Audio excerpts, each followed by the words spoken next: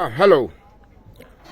One of the biggest mistakes some of our Igbo brothers, particularly some of our IPOB Igbo brothers, are making is that they seem to have a more in-depth understanding of the problems of Nigeria than us, particularly us from the so-called South-South region, according to them. Really, nigga? True?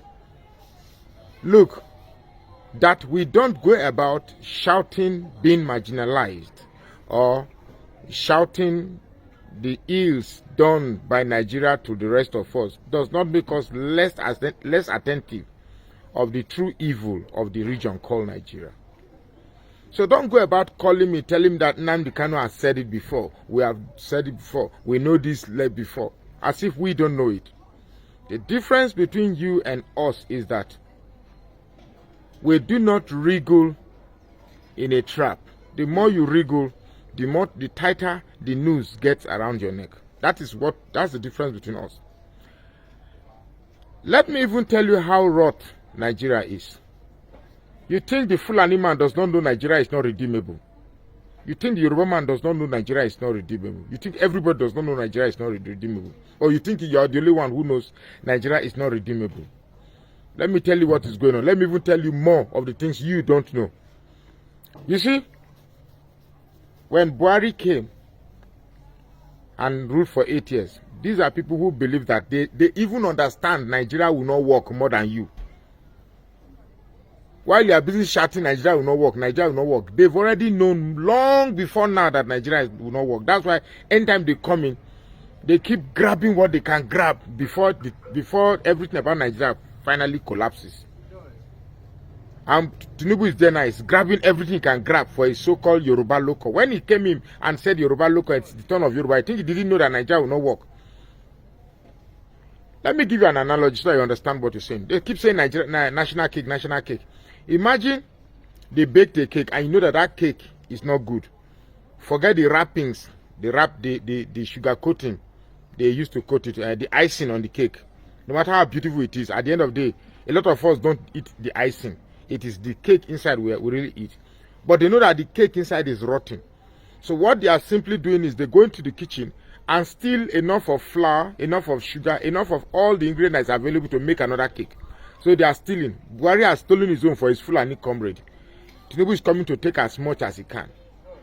Of course we know all this. Oh, that you think we are coming and we are saying, I'm obedient. We want to take back Nigeria. You think we don't know that Nigeria is rotten, Nigeria is gone before? We know. So don't come with your all-knowing stance, calling me on the phone and telling me that Nnamdi Kanu, we've known this long ago. You are just knowing it now. We're just trying to see if it is just possible, just maybe if it's possible, that Peter Obi, who can have the answer. I still strongly believe that the problem of Nigeria is leadership, honest, genuine, sincere leadership.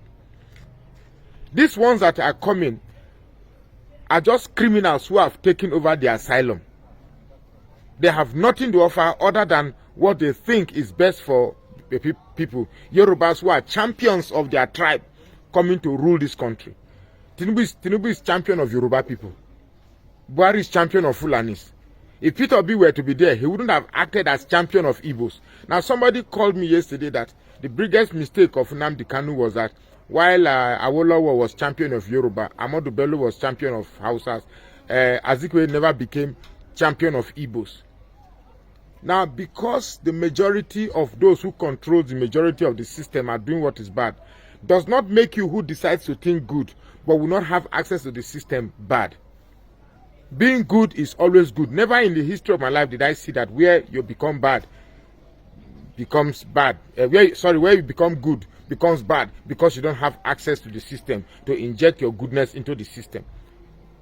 Now, for those who are saying that PWP should have allowed us to go and demonstrate, scatter everywhere, of course, that was good. I would have supported it. I was the first person who reacted that we should go and burn INEC, we should go and burn this, burn that. But then again, if we start a revolution, I can assure you that the bigger problem we have of tribalism and religion, we eat in that revolution, and before you know it, they'll leave Igbos in front. And before you know it, it will be another Biafra world. I'll say Igbos started it. Are you sure if we start a revolution, IPOB will come and fight for one Nigeria? IPOB will fight to take back Nigeria, or they will say, okay, no, it's Biafra the one. If a revolution starts, we wouldn't even have an objective, a common objective. We will not have that. Before you know it, something will divide into Yoruba, it will divide into Igbo, it will divide into, yes, 2 weeks. In the 3rd week, the thing don't get different name. Just how they crumbled NSAS. So, that we are not shouting is because we understand the problem deeper.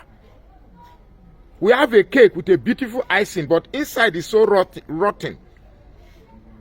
We thought we could have somebody who go back to the kitchen and bake another cake. This cake we are operating is bad. And they know it. They know it. The establishment knows it. Didn't you see the lawyer who came out and the lawyer who read that out of the Supreme Court Chief Justice that are remaining, it's only 10. And there's no representative from the Southeast, no representative from the South-South. Was it an Igbo man that said it? Was it a Yoruba man that said it? It's a Hausa man. So they know the problem more than you. So don't come with your all-knowing stance, calling me on phone, telling me that we've known this thing 8 years before. Of course we know all these things. We know all these things, but rather than shout, you think. We are thinking. Not every day shouting for 8 years and 9 years. 8 years and 9 years, you've been shouting, hey, this Biafra will come, Biafra will come. And I keep asking you, how? Tell me how it will come. Well, it is the same thing we are doing. That's what you are doing. You are hoping Biafra will come. We are hoping Nigeria will be better. As if being an advocate of one Nigeria is bad. There's no country we have that is better than a bigger space that you have. So I am not saying this because I'm saying it is wrong to demand for freedom. But I also ask, freedom from what?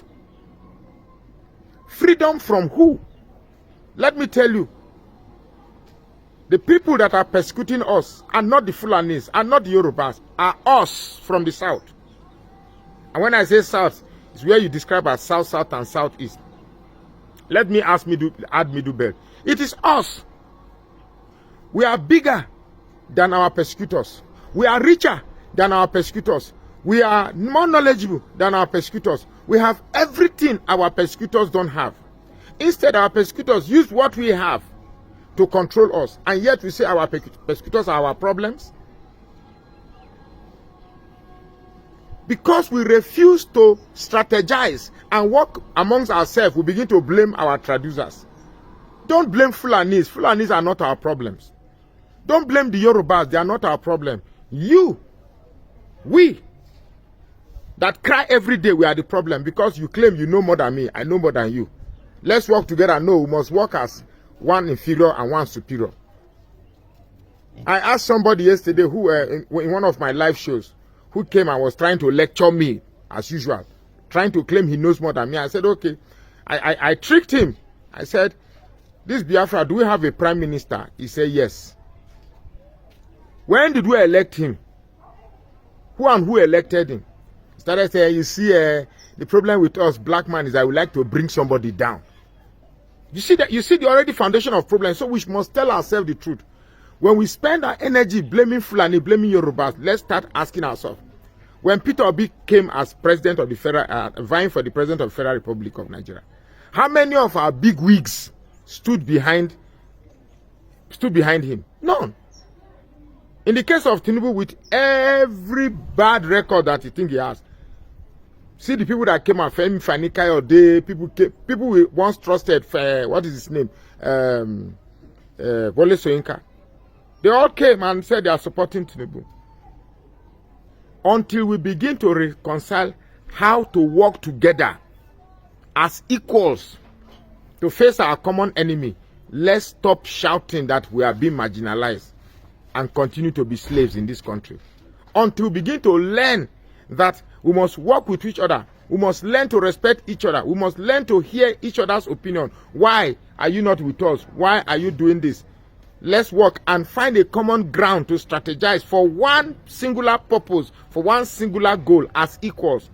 we will remain in this country and keep shouting we are being marginalized. My name is Magnus Oraka, and I say please follow this page and share this post now.